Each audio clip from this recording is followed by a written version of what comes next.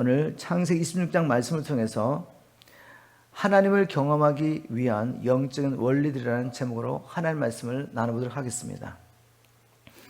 여러분, 하나님을 경험하는 것은 모든 사람에게 주신 특권이 아닙니다. 하나님을 경험할 수 있는 것은 예수의 피로 제사함받고 하나님의 자녀로 거듭난 우리에게 주신 특권이죠. 우리만이 누릴 수 있는 특권입니다. 여러분, 이 특권을 누리면서 사십니까? 바울은 이렇게 말했습니다.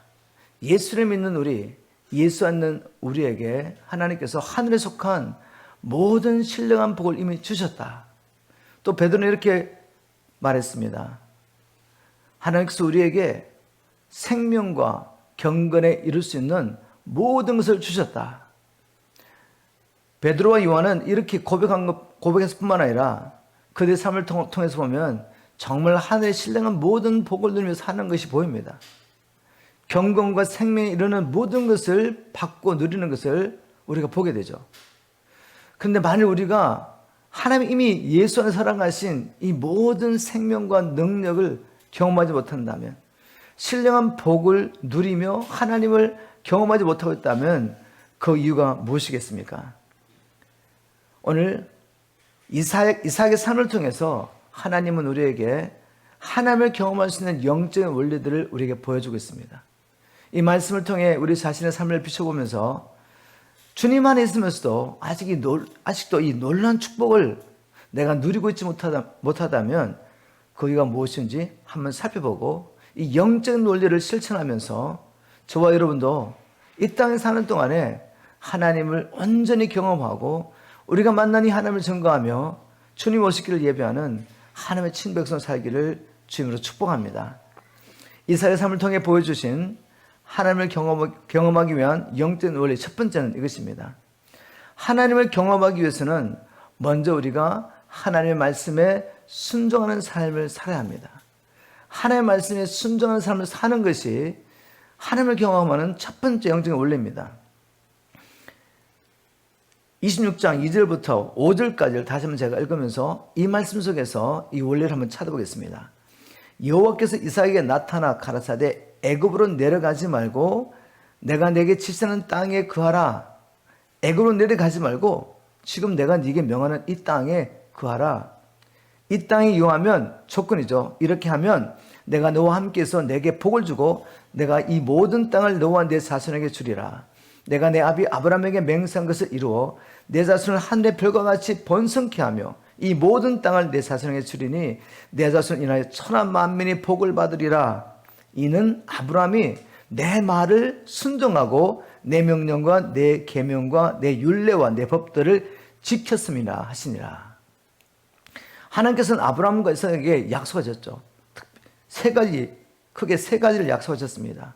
이 가나안 땅을 기업으로 주시겠다고 약속하시고 내가 너로 큰 민족을 이루겠다고 말씀하시고 이렇게 하나님 복을 주신 이유는 내가 너를 통해 열방을 축복하겠다. 이 약속을 아브라함과 이삭에게 하셨습니다. 하나님이 하시겠다고.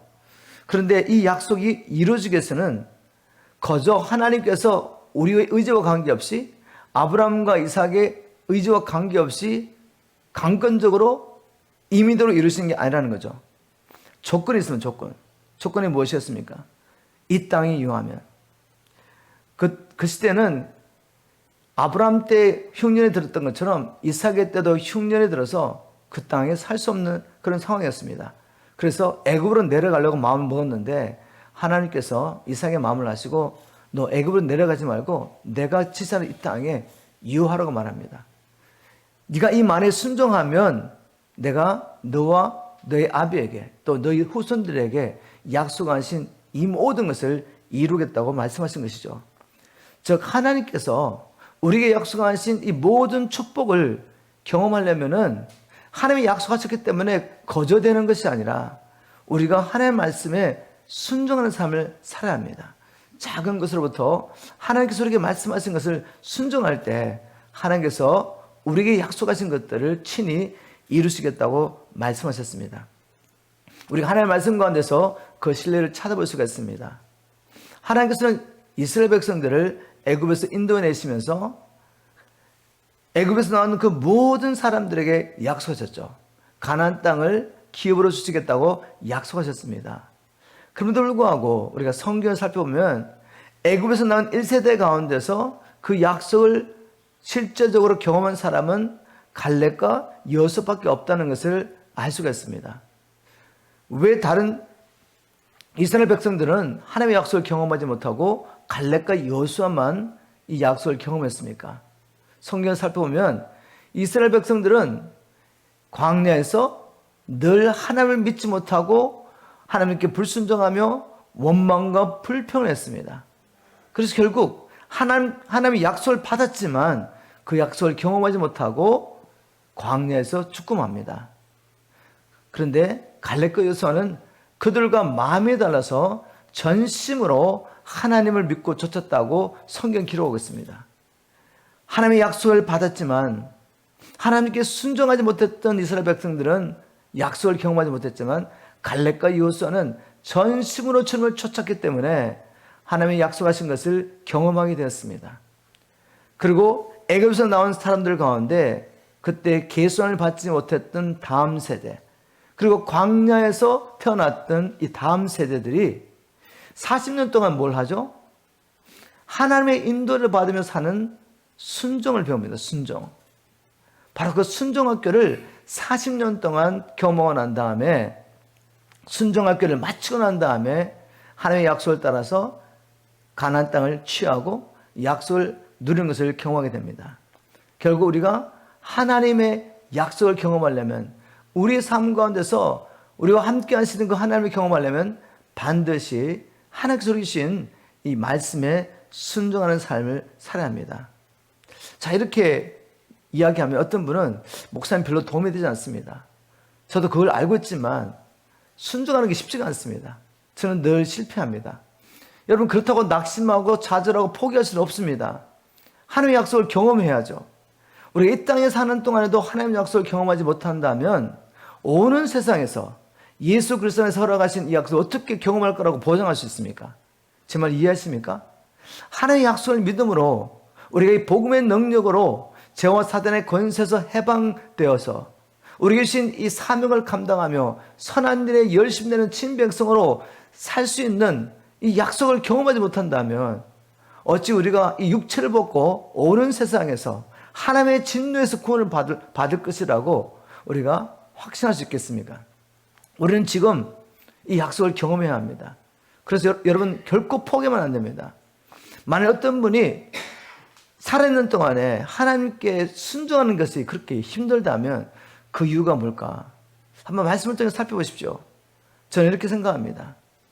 우리가 하나님께 순종하는 것이 어렵다면 그것은 하나님께서 정말 죄인인 나를 위하여, 원수인 나를 살리시려고 독생자를 주셨다는 이 하나님의 큰 사랑을 믿고 있는지 이 복음부터 우리 한번 확인해 봐야죠. 복음이 무엇입니까? 내가 아직 죄인 됐을 때 하나님의 나를 살리시려고 한 분뿐이신 독생자 예수 그리스도를 나를 위해 주셨다는 것이 바로 이 복음이 아닙니까? 정말 하나님께서 나를 사랑하셔서 자기 아들도 아끼지 않아 주셨다면 그 사랑이 정말 우리에게 계신다면 하나님을 사랑하는 자는 하나님의 말씀에 순종할 수 있습니다. 결국 사랑의 문제죠. 우리는 바울처럼 이렇게 기도해야 됩니다. 주님, 모든 성도들과 함께 지식에 넘치는 그리스도의 사랑을 알게 도와주십시오. 이 사랑이 우리를 사로잡게 도와주십시오. 이 사랑에 붙잡히지 않으면 우리가 하나님의 말씀에 순종할 수 없기 때문입니다. 하나님의 말씀에 순종하지 않으면 우리가 이 땅에 사는 동안에 하나님을 경험할 수가 없습니다. 또 다른 일을 찾는다면 이것이겠죠. 비슷한 말씀이지만 하나님의 말씀에 순종하는 것이 진정 나에게 생명과 평안을 준다는 확신이 없어요. 왜 우리가 하나님 뜻을 버리고 내 뜻을 따라 행합니까? 내 뜻이 좋게 보이니까. 내가 하나님의 뜻을 따라가려고 하니까 이것이 나를 힘들게 하는 것 같아요. 내게 행복을 가져다 주지 않는 것 같습니다.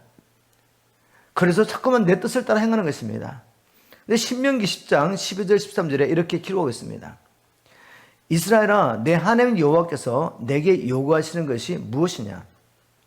곧 내 하나님 여호와를 경외하여 그 모든 도를 행하고 그를 사랑하며 마음을 다하고 성품을 다하여 내 하나님 여호와를 섬기고 이렇게 말합니다. 내가 오늘날 내 행복을 위하여 내게 명하는 여호와의 명령과 규례를 지킬 것이 아니냐. 구약시대나 신약시대나 하나님께서 하나님의 백성을 불러주시고 왜 계명을 주시며 얘들아 이것을 지켜야 한다. 너희는 다른 어떤 것이 아니라 마음과 뜻과 정성을 다하여 나만 사랑하며 내 계명에 순종해야 돼. 여러분 이런 말을 들을 때 우리 안에 하나님 너무 이기적이십니다. 왜 주님만 사랑하며 주님 말씀에 순종하라고 말씀하십니까? 주님은 내 생각에는 관심이 없으십니까? 이렇게 생각한다면 우리는 여전히 마귀에 속고 있는 것입니다. 하나님이 독생자를 주시며까지 우리를 사랑하시는 하나님이 우리 영원하신 아버지가 되신 하나님께서 우리에게 뭔가를 명하신다면 그것을 지킬 때만 우리에게 생명이 있기 때문에 그것이 진정 우리에게 행복을 가져다 주기 때문에 그렇게 말씀하시는 것입니다. 이것을 믿어야 합니다. 이 확신이 없으니까 우리가 자꾸만 내 생각을 따라 사람의 오피니언에 따라 의견에 따라서 이리저리 움직이는 것입니다. 하나님께 순종하기 위해서 하나님께서 우리에게 뭔가 말씀하실 때 우리의 행복과 생명을 위해서 주셨다는 말씀을 꼭 기억하셔야 됩니다. 우리가 하나님을 경험하기 위해서 하나님께 순종한 삶을 살아야 합니다. 이것이 영적인 원리입니다. 한번 우리 자신에게 적용해 보겠습니다. 나는 주님의 모든 말씀이 나의 행복과 생명을 위한 말씀인 것을 믿음으로 기꺼이 하나님의 말씀에 순종한 삶을 살고 있습니까? 여러분 이것부터 시작하셔야 돼요. 이것이 아직 되고 있지 않는다면 바울이 기도했던 것처럼 주님 우리에게 주님의 이 큰 사랑을 계시하여 주십시오. 주님께서 하시는 그 모든 말씀이 결국 나의 생명과 행복을 위해서 하나님께서 하시는 말씀인 것을 깨닫게 도와주십시오. 이렇게 기도해야 됩니다. 이제 두 번째 원리입니다. 이삭의 삶을 통해서 보여주신 하나님을 경험하기 위한 영적 원리 두 번째는 하나님을 경험하기 위해서는 어떤 상황 가운데서도 하나님의 말씀을 따라 생각하는 사람이 되어야 됩니다. 육신을 따라 생각하는 것이 아니라 성령님을 따라 하나님의 말씀을 따라 생각하는 것이 우리가 우리의 삶 가운데서 하나님을 경험할 수 있는 원리입니다. 우리가 8절 9절 말씀 보겠습니다. 창세기 26장 8절 9절. 이삭이 거기 오래 거했더니 이삭이 그 아내 리브가를 꾀하는 것을 블레셋 왕 아비멜렉이 창으로 내다본지라. 이 아비멜렉이 이삭을 불러 이르되 그가 정녕 내 아내연을 어찌 내 누이라 했느냐. 이삭이 그에게 대답하되 내 생각에 그를 인하여 내가 죽게 될까 두려워함이었으라. 자, 배경을 한번 살펴보겠습니다. 이삭이 살고 있는 그 땅에 기근이 왔습니다. 그래서 살기 위해서 애굽으로 가려고 했는데 주님께서 애굽으로 가지 말고 내가 지시한 땅으로 가라. 바로 그것이 블레셋 땅이었습니다. 잠시 블레셋 땅에 거하며 살기로 작정하게 됩니다. 그리고 블레셋 땅에 내려가는데 이삭의 마음과 어떤 생각이 들었냐면 자기 아내 리브가가 너무 아름다운 여인이었습니다. 그래서 이 여인의 연고로 자기를 죽이면 어떡할까 하는 두려운 생각이 돌아서 이 생각에 사로잡히게 되고 그래서 어떻게 합니까? 이 생각을 따라 블레셋 사람들 속이게 되죠. 이 아름다운 여인은 제 누이입니다 라고 속이며 살게 됩니다. 그런데 시간이 지나면서 정체가 드러나게 되죠. 블레셋 왕 아비멜렉이 이삭이 자신들을 속인 것을 알고 불러서 책망합니다. 당신은 왜 당신의 아내이면서 우리에게 누이라고 속였습니까? 그랬더니 이삭이 하는 말이 제 아내의 연고로 내가 죽게 될까 두려워서 그래서 속였습니다라고 말합니다. 즉 이삭은 무엇을 따라 움직였죠? 육신의 생각을 따라 움직인 것입니다. 일어나지도 않을 그 일을 생각하며 두려움에 사로잡혀서 열방 가운데 하나님이 살아계심을 증거해야 될 이삭이 그의 삶을 통해서 오히려 세상 사람들에게 책망을 받게 되는 것입니다. 이삭이 왜 이렇게 행동한가 아시죠? 바로 육신의 생각을 따라갔기 때문에. 만일 그가 하나님께서 거듭거듭 약속하신 것을 기억했다면 그리고 그 말씀에 붙잡혀 살았다면 결코 그런 생각을 할 수가 없었을 겁니다. 하나님은 아브라함에게 여러 아들이 있었지만 하나님께서는 거듭거듭 뭐로 말씀하셨죠? 사라를 통해 날 이삭이 바로 너의 후기자가 될 거야. 내가 네게 약속한 모든 것을 이어갈 자가 될 것이라는 것을 하나님께서 얼마나 거듭거듭 말씀해 주셨습니까? 이 말씀에 붙잡혔다면 하나님이 자기가 태어나기도 전에 이런 놀라운 계획을 가지시고 아버지 아브라함을 불러주시고 또 아브라함이 낳은 아들들 가운데 다른 사람이 아니라 자신을 택하여 주시고 자신을 통해 열방을 축복해서 약속하셨다면 이 말씀에 붙잡혔다면 결코 죽을 수가 없는 것이죠. 왜 쓸데없는 두려움에 잡혀가지고 그렇게 행동합니까? 이 말씀을 통해 하나님께서 우리에게 주신 영적 원리가 있죠.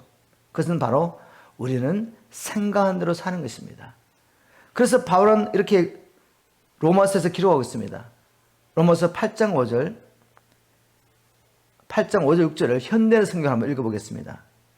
육신을 따라 사는 사람은 육신의 일을 생각하지만 성령님을 따라 사는 사람은 성령님 일을 생각합니다.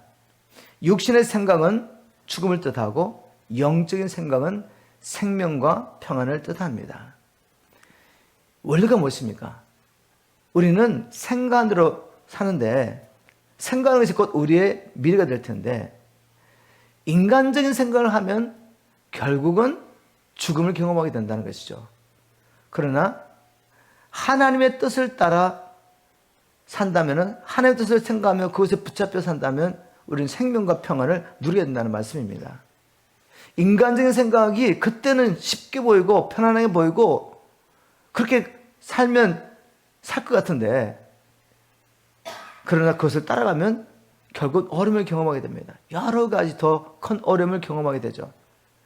그러나 나를 부인하고 십자가를 지고 주님을 쫓아가는 것이 얼마나 어렵게 보입니까?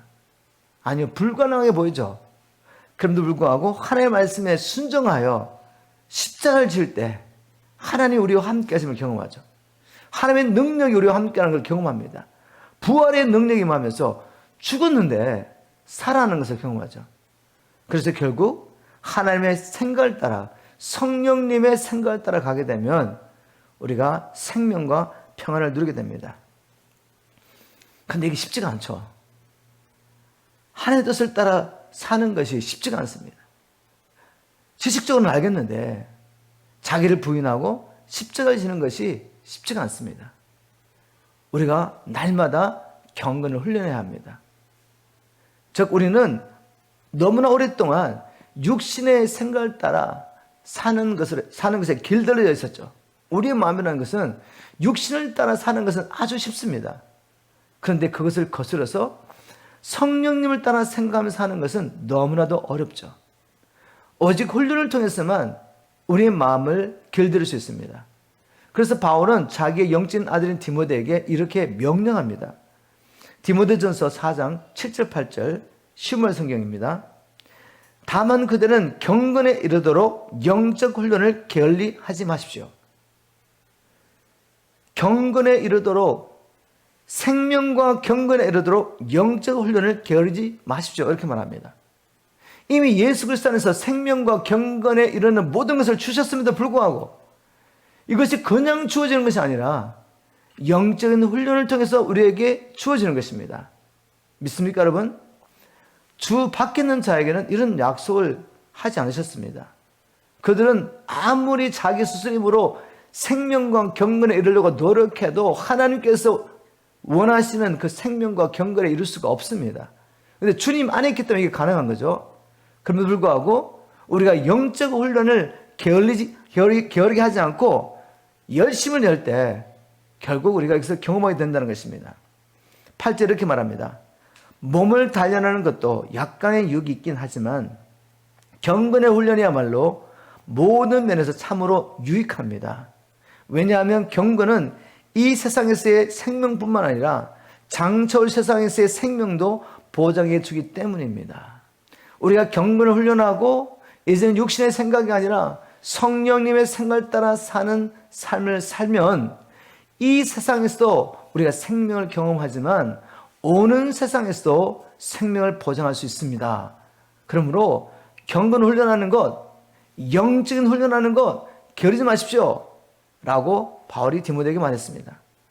여러분, 이 말을 반대로 하면 어떻게 되는 줄 아십니까?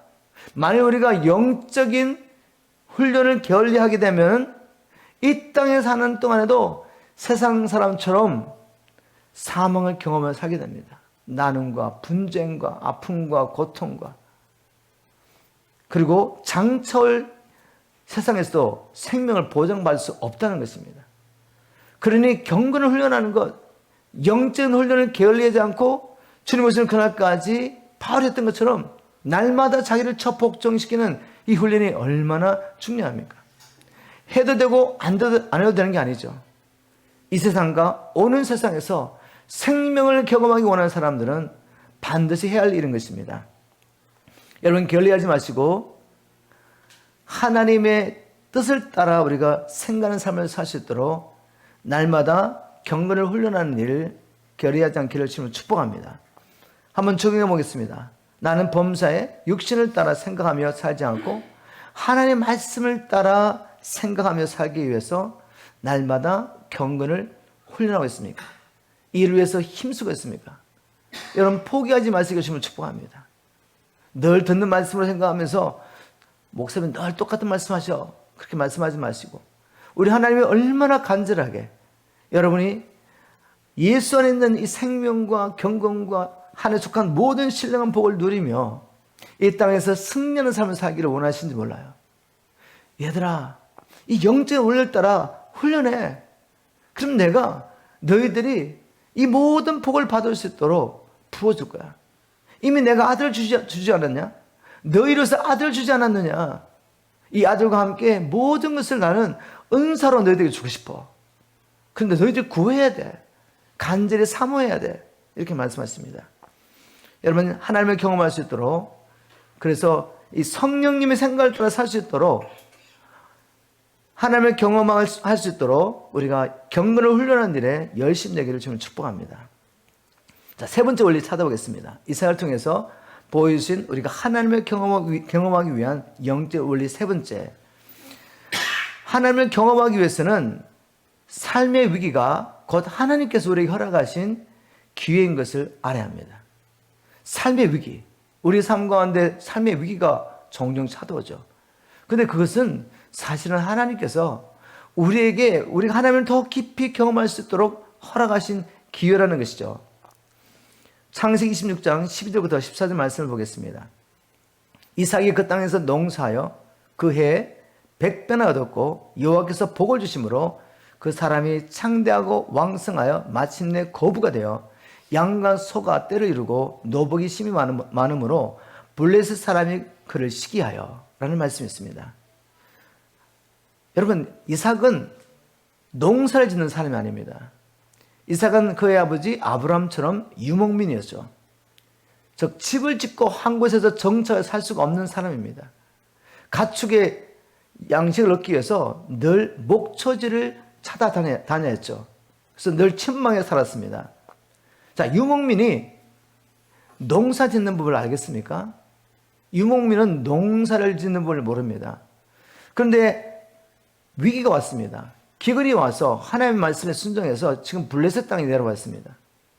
블레셋 땅에 있는 동안에 블레셋 사람들이 농사를 짓는 걸 보면서 그도 농사를 지었습니다. 아마 열심히 했겠죠. 그런데 이삭이 열심히 농사를 짓는다고 그래가지고 100배의 수확을 얻을 수가 있을까요? 두세 번만 얻어도 참 놀라운 건데, 그런데 위기 순간에 하나님의 말씀에 순종하여 블레셋 땅에 가서 그 땅에 있는 사람들처럼 농사를 지었는데 하나님이 복을 주심으로 100배의 수확을 얻게 됐습니다. 그뿐 아니라 그 땅에 있는 동안에 많은 노비와 재물을 얻게 되고 큰 부자가 되죠. 블레셋 사람들이 시기하고 질투할 수밖에 없는 바로 그는 큰 부자가 되었습니다. 그런데 어떻게 이런 복을 받게 된다 이거죠? 이렇게 놀라운 하나님의 복을 경험하게 됐습니까? 그 계기가 뭐였습니까? 위기였죠, 위기. 기근이 나는 위기가 찾아왔습니다. 그 위기 때 하나님의 음성을 들은 것입니다. 하나님의 인도를 받았습니다. 그리고 순종했더니 하나님께서 이렇게 함께 하셔서 그 위기가 그 블레셋 사람들에게 하나님이 이삭과 함께 하신다는 것을 알게 했던 것입니다. 여러분, 이 위기는 기회입니다. 기회. 하나님을 믿는 사람들에게 위기는 기회예요. 앞으로 이 세상에 어려운 일이 정말 많이 일어날 것입니다. 하나님을 알지 못하는 그 사람들은 그 위기 순간에 어찌할 바를 몰라서 방황하면서 염려, 근심과 두려움 가운데 행동하다가 더 큰 어려움을 경험하게 될 것이지만, 우리 믿는 사람은 마침내 나와 함께 하시는 하나님을 드러낼 수 있는 기회구나라고 생각하셔야 돼요. 우리 성경 가운데서 그 신뢰를 찾아보겠습니다. 성경에 이런 이야기 너무 많이 있죠. 제가 한 두 가지 사건만 살펴보겠습니다. 여호사밧 왕이 유다의 왕을 했을 때, 여호사밧 왕은 선왕이었습니다. 하나님을 경외하며 두려워하는 왕이었죠. 그래서 이스라엘 백성들 하여금 우상을 버리고 하나님께 돌아오도록 격려했던 왕입니다. 레위인들 가운데 하나님의 말씀을 가르친 자들을 각 성에 보내가지고 하나님의 백성들을 말씀으로 양육했던 사람이죠. 하나님을 경외하는 자로 재판관을 세워서 하나님의 뜻을 따라 재판하도록 격려했던 그런 선왕입니다. 이 모든 선한 일 후에 어떤 일이 있었습니까? 암몬과 모압과 셋산 사람들이 연합군을 이뤄서 유다와 여호사밧 왕을 침공하는 위기가 임한 것입니다. 이 위기 때 그 당시에 사람들이 어떻게 했습니까? 한 나라의 침공을 받으면 다른 나라에게 용병을 요청합니다. 제가 이런 재물을 드릴 테니까 용병을 보내십시오. 이렇게 하는데 여호사밧 왕은 그렇게 하지 않았습니다. 온 유다 백성을 모아놓고 금식하며 기도하며 하나님의 얼굴을 구합니다. 이렇게 기도했습니다. 역대하 20장 12절에 보니까 우리 하나님이여 저희를 징벌하지 아니하시나이까? 우리를 치러오는 이 큰 무리를 우리가 대적할 능력이 없고 어떻게 할 줄도 알지 못하고 오직 주만 바라보나이다 라고 간절히 금식하며 주님의 도우심을 구했습니다. 하나님께서 응답하셨죠. 레위인 한 사람을 통해서 말씀하십니다. 이 전쟁에는 너희가 싸울 것이 없다. 너희들은 거저 항원을 이루고 적을 향하여 행진해 나가. 그러면 내가 너희들 위해 싸울 것이다는 약속의 말씀을 주셨습니다. 아무것도 바뀐 건 없죠. 눈에 보이는 것은 여전히 연합군이 유다 백성들을 삼키려고 전쟁을 준비하고 싸울 준비를 하고 있는 것이 보이지만, 하나님의 약속의 말씀이 무엇이었습니까? 내가 싸우겠다는 말씀이었죠. 그 말씀 한마디에 그들은 하나님께 무릎을 꿇고 하나님 앞에 감사를 드렸습니다.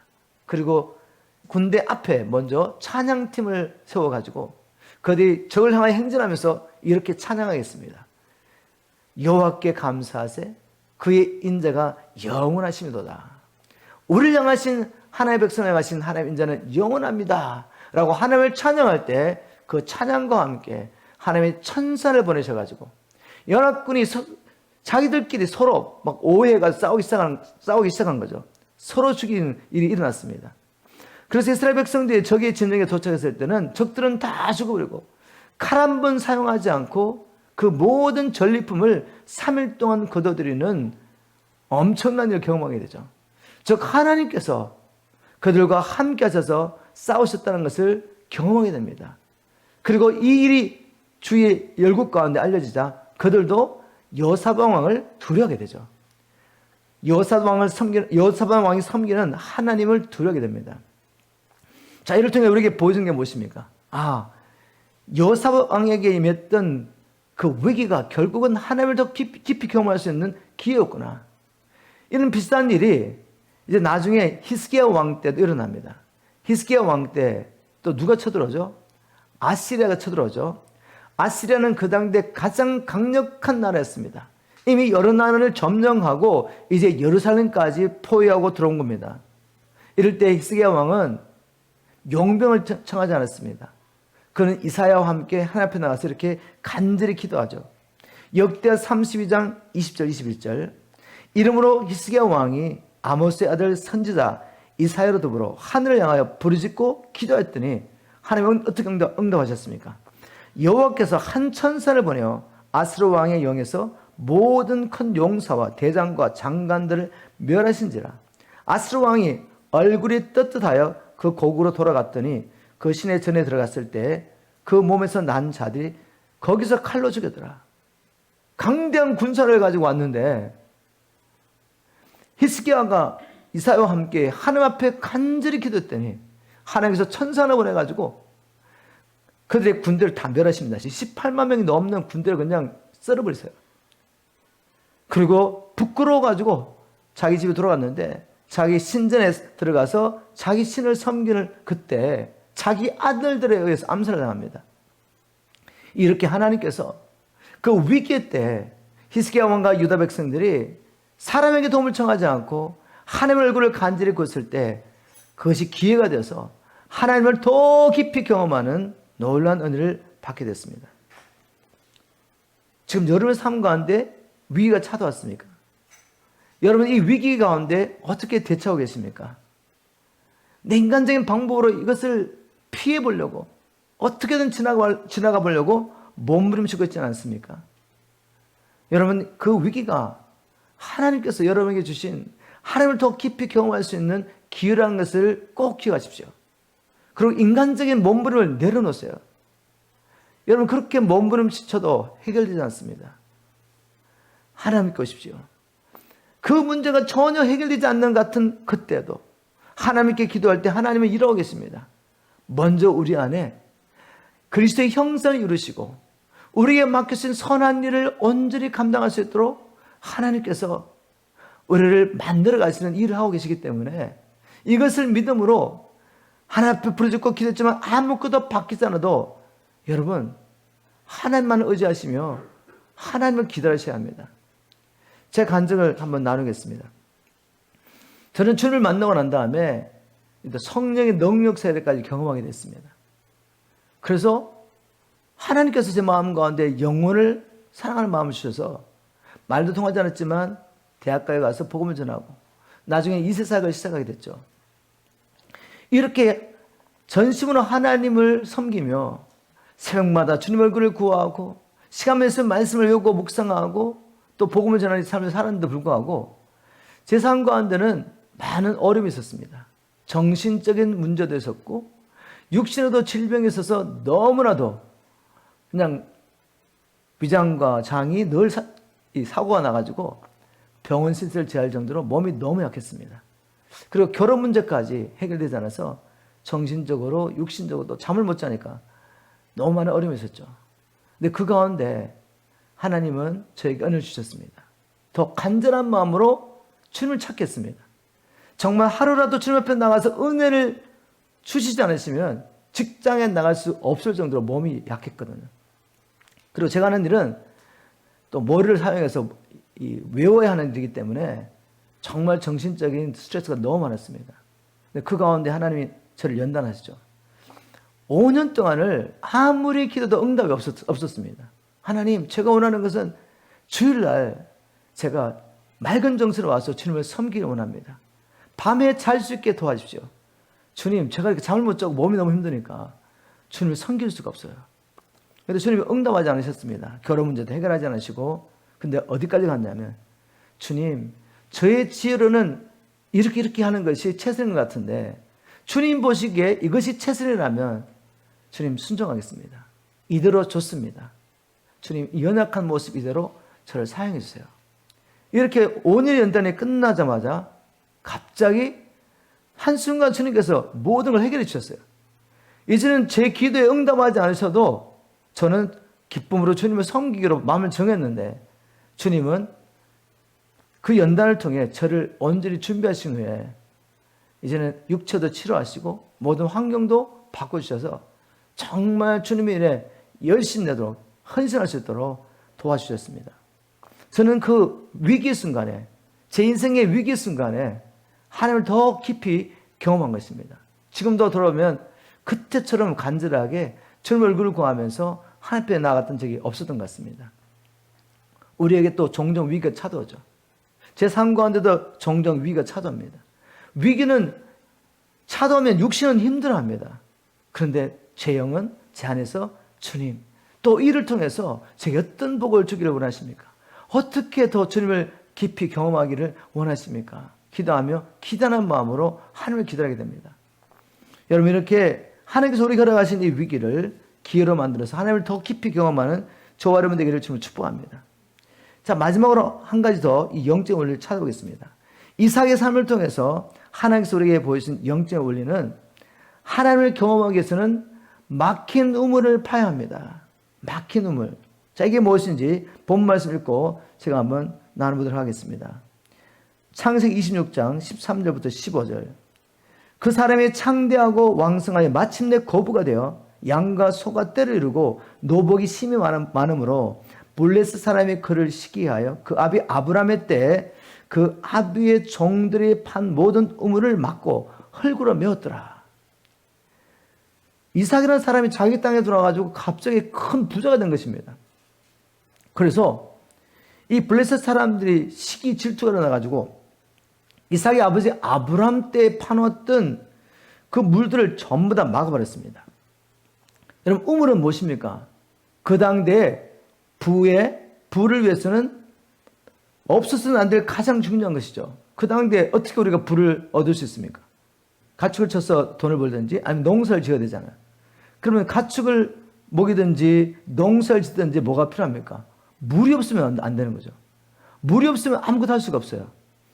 이 부의 근원인 이 물을 막아버리는 거죠. 누가? 이 블레셋 사람들이. 그래서 그때부터 이 이삭의 삶과 하나는 물을 얻기 위한 싸움이 시작됩니다.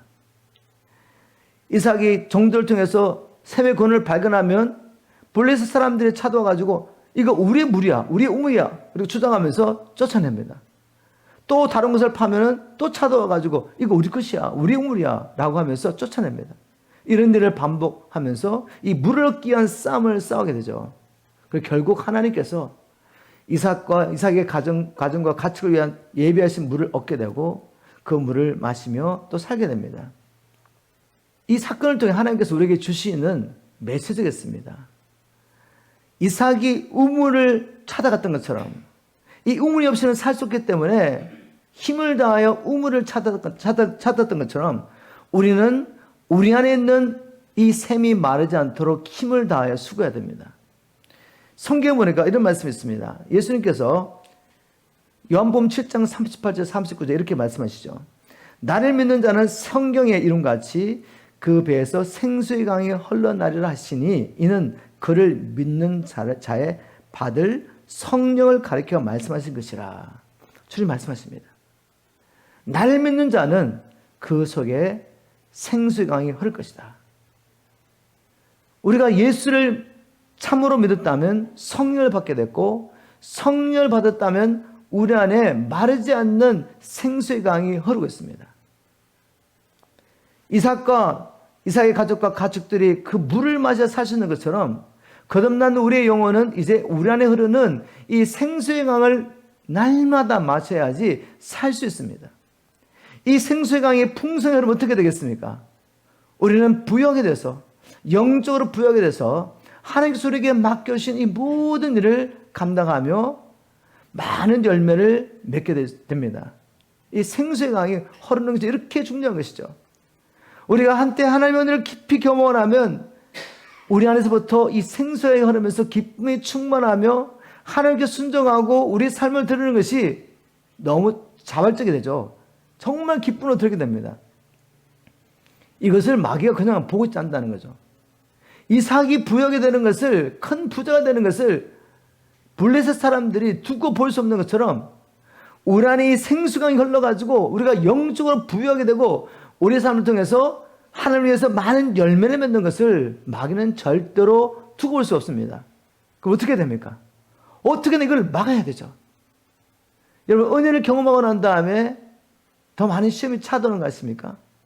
은혜를 충만히 경험한 다음에 이렇게 유지해서 살고 싶은데 이 은혜를 막는 사건들이 생긴다는 것이죠. 마귀는 어떤 식으로 우리 안에 있는 이 생수양을 막으려고 합니까? 갑자기 세상 염려, 걱정할 일이 생기는 것입니다.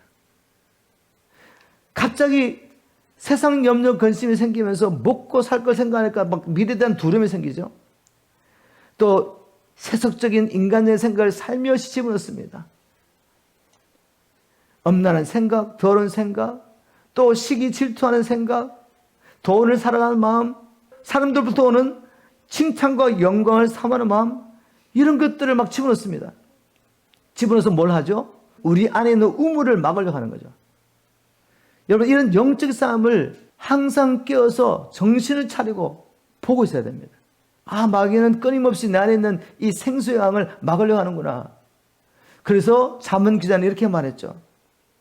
잠언 4장 23절에 무엇보다도 내 마음을 잘 지켜라. 내 마음에서 생명의 샘이 흘러나오기 때문이다.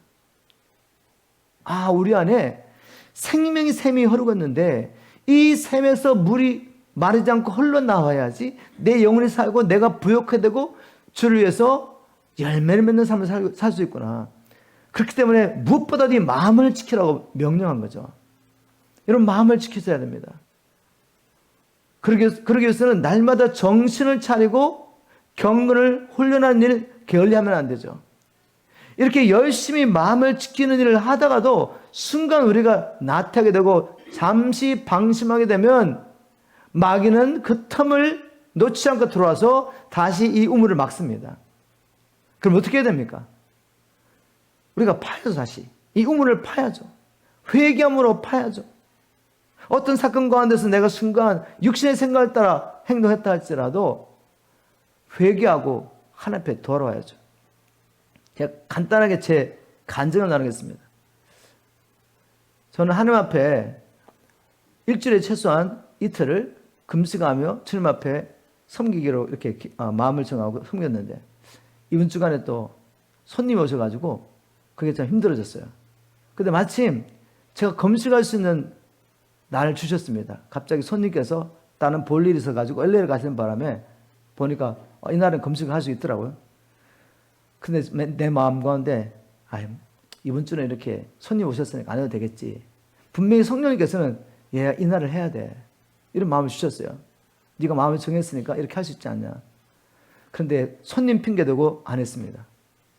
그리고 갑자기 식탐이 찾아와가지고 더 많이 먹은 거죠. 손님들과 함께. 자기 전까지 아무런 문제가 없었어요. 근데 갑자기 잠에서 전쟁이 나기 시작한 거죠. 막 설사가 나고 그 다음날 아침에 막 토가 나고 체해가지고 그래서 금요일 토요일 지금까지 거의 못 먹고 있습니다. 그러면서 하나님 앞에 속으로는 감사했죠. 아, 주님, 이렇게라도 저의 금식과 기도를 받기 원하신 하나님 너무 감사합니다. 위기가 찾아왔지만 이 일을 통해서 깨닫게 하시니 얼마나 감사합니까? 회개하고 하나님 앞에 다시 삶을 드릴 때, 나를 부인하고 십자가를 질 때 하나님은 더 큰 은혜를 주시고 더 간절하게 하나님 정말 제가 하나님 앞에 드리기로 한 이 시간, 하나님 앞에 나아가기로 한 이 시간을 하나님 앞에 드리는 일에 실패하지 않게 도와주십시오. 이렇게 하나님 강권적으로 금식을 시키기 전에 제가 순종하겠습니다. 이런 결단을 하게 됐습니다. 간단한 간증이지만 만약 우리가 잠시 육신의 생각에 들어가지고 제가 순종하지 못했다면 어떤 사건을 통해 깨닫게 하시면 순종하면 돼요. 그렇게 하면 다시 우리 안에 막힌 우물을 파게 됩니다. 그리고 제 안에 또 이렇게 식탐이 있었다는 것을 이번에 처음 알았죠. 그리고 깨달았습니다. 정말 이틀 동안에 죽을 끓여가지고 조금씩밖에 못 먹었어요. 밥 한 숟가락 가지고 죽을 끓여가지고 조금씩 먹었는데 이렇게 먹어도 살 수 있구나라는 걸 생각했습니다. 우리가 얼마나 많이 먹었는지 몰라요. 밥 한 숟가락을 갈아가지고 죽을 만들었더니 2냄비가 나오는 것 같아요. 2냄비. 어제 끓였던 죽이 불어가 오늘 아침에 또 이만큼 됐어요. 제가 생각했습니다. 우리가 이렇게 많이 먹고 있구나. 얼마나 많은 걸 먹으면서 식탐에 붙잡혔는지 몰라요. 어림이 있었지만 제가 깨달았습니다. 내가 너무 식탐이 있구나 아직도. 이걸 내려놓게 됐습니다. 여러분, 정말 우리가 경건을 훈련하다가도 순간 이렇게 방심하게 돼서 육신의 생각이 들어서 우물을 막았다면 회개하면 돼요. 자기 부인하고 십자가를 지고 다시 주님을 쫓아가면 됩니다. 그런데 놀라운 것은 이렇게 우리가 순종하고 주님을 쫓아가려고 할 때 하나님 어떻게 하신다? 우리를 도와준다는 거죠. 은혜를 주셔서 능히 감당하게 하십니다. 한번 적용해 보십시오. 나는 생명의 근원인 나의 마음을 지키기 위해 날마다 경건을 훈련하고 있습니까? 나는 내 안에 있는 생수의 강이 흐르는 것을 막고 있는 모든 죄를 고백하고 떠남으로 힘써 막힌 우물을 파고 있습니까? 여러분 이거 하셔야 돼요. 우리 안에 생수가 마르면 우리 영혼은 고갈되고 죽게 됩니다. 주를 위해서 아무런 열매를 맺을 수가 없어요. 이 생수는 흘러 넘쳐야 됩니다. 꼭 이 막힌 우물을 여심으로 하나님을 경험하기를 지금 축복합니다. 자, 그러면 하나님께서 왜 우리에게 이렇게 하나님을 경험하라고 말씀하십니까? 왜 우리는 하나님을 경험해야 됩니까? 결론적으로 바로 우리를 통해 세상에 하나님을 알리기 원하십니다. 아브라함과 이삭을 세상에 두신 목적, 저와 여러분을 세상에 두신 목적이 무엇입니까? 세상은 하나님을 알지 못해요. 하나님은 우리를 통해서 세상에 자기를 증거하기를 원하십니다. 26장 26절부터 28절 보겠습니다. 아비멜렉이 그 친구 아우삿과 군대장관 비글로 더불어 그랄에서부터 이삭에게로 온지라. 이삭이 그들에게 이르되 너희가 나를 미워하여 나로 너희를 떠나게 하였거늘 어찌하여 내게 왔느냐. 그들이 가로되 여호와께서 너와 함께 계심을 우리가 분명히 보았으므로 우리의 사이 곧 우리와 너의 사이에 맹세를 세워 너와 계약을 맺으리라 말하노라. 이삭은 기근 때문에 블레셋 땅에 와서 그 땅에서도 여러 가지 블레셋 사람들을 통해서 어려움과 공경을 겪었습니다. 그런 모든 과정을 이 위기 시간, 어려운 시간을 통과하는 것을 누가 봤습니까? 블레셋 사람들 본 거죠. 우리 같으면 이렇게 할 텐데. 여러분, 이삭이 얼마나 강력한 집안인지 아십니까? 블레셋 왕이 와서 네가 우리보다 강하니까 이제는 이 땅을 떠나라고 말할 정도로 그에게는 정과 노비 많은 사람이 있었습니다. 아브람 때부터 318명의 용사를 길러가지고 준비할 정도로 강력한 집안이었단 말입니다. 아비멜렉의 두려울 정도로 강력한 가정이었습니다. 얼마든지 우물 빼앗는 저 블레셋 사람들 무력으로 싸워서 빼앗을 수 있었습니다. 그렇게 하지 않았습니다. 하나님을 신뢰하며 하나님의 방법으로 하나님을 기다리며 계속 우물을 파는데 블레셋 사람이 나중에 두려워하기 시작한 거죠. 아니, 이 사람들 어떻게 이렇게 행동하지? 그리고 가는 곳마다 물을 찾고 있네. 그들이 믿는 여호와 하나님이 그들과 함께 하시는 게 분명해. 그렇다면 우리가 이 가정 건드리면 안 돼. 이삭을 건드리면 안 돼. 그래서 블레셋 왕이 자기 군대 장관과 또 고문과 함께 와서 우리 맹세하자. 우리 계획을 맺자. 나도 너희를 친구하지 않을 테니 너희도 우리를 해하지 말라 할 정도로 하나님이 함께 하시는 걸 본 것입니다. 여러분, 이것이 하나님께서 이삭과 아브라함을 세상에 두신 목적입니다. 우리를 세상에 두신 목적이죠. 그리고 우리 삶 가운데 때로는 어려움과 환난을 허락하시는 이유입니다. 그 사건을 통해서 우리가 믿음으로 그 사건을 해결하면서 하나님께서 우리와 함께 하시는 것을 우리 주위에 있는 사람들에게 보여주시기 위해서 우리를 왕같은 자사로 불러주신 것입니다. 하나님을 증거하는 열방 가운데 주님이 택하신 자들이 우리를 통해 주님을 발견하고 주님께 돌아가게 하기 위해서 바로 그런 의미에서 하나님께서는 우리에게 때로는 신을 허락하신 것입니다. 이 신을 통해서 하나님을 드러내기 위해서 말씀 뵙겠습니다. 여러분 안에 하나님을 더욱 깊이 경험하고 싶은 갈망이 있습니까? 다 있으시죠? 제게는 그 갈망이 있습니다. 그리고 이렇게 기도합니다. 하나님, 이 갈망이 저와 우리 PMC 성도들 안에 더욱더 불릴듯 일어나게 도와주십시오. 우리 안에 이런 갈망이 있다는 것은 지금 성령님께서 우리 안에서 역사하고 계신 증거입니다. 오늘 말씀을 통해 하나님께서는 이렇게 또 원리를 알려주시죠. 얘들아, 나는 너의 갈망을 알아. 이런 영적인 원리를 따라 한번 순종을 살아봐. 먼저 내 말에 순종해. 아주 작은 일부터 한번 순종해봐. 그리고 이제는 육신의 생각을 따라 살지 말고 성령님의 생각을 따라 사도록 경건을 훈련하는 일, 영적 훈련하는 일 게으르하지 마. 이렇게 살다가도 혹 방심한 사이에 마귀가 악한 생각, 육신의 생각을 집어넣어서 너희들이 우물이 막혔다면 포기하지 말고 이제라도 자신을 부인하고 십자가를 지고 나를 따라와. 그래서 막힌 우물을 파. 그러면 오히려 위기, 너희 삶 가운데 있는 이 위기를 통해 나를 더 깊이 경험하게 될 것이고, 그래서 내가 너희를 땅에 둔 목적대로 이 세상에 내가 살아있는 것을 증거하게 될 거야. 지금 이렇게 말씀하십니다. 여러분, 이 하나님의 말씀을 오늘 마음에 새기시며, 혹 여러분이 하나님을 경험하려고 몸부림치며 하나님 앞에 나왔지만 아직도 그 하나님을 경험하지 못해서 답답함이 있고, 또 무엇보다도 하나님 앞에 순종하지 못한 부분이 있어서 포기하고 싶다 할지라도 절대로 포기하지 마십시오. 포기할 수 없는 일이죠. 하나님 우리를 기다리고 계십니다. 이 시간에 우리 하나님 앞에 찬양하며 기도하며 나갈 때 우리가 할 수 없는 이 모든 것들을 주님 앞에 내어드리고 오직 한 가지를 주님께 올려드리십시오. 하나님, 살아있는 동안에 주님을 더 깊이 경험하게 하시고, 그리고 이 하나님을 증거하며 주님 오실 길을 예배하는 하나님의 백성으로 살게 도와주십시오. 이렇게 기도하는 저와 여러분 되기를 주님 축복합니다.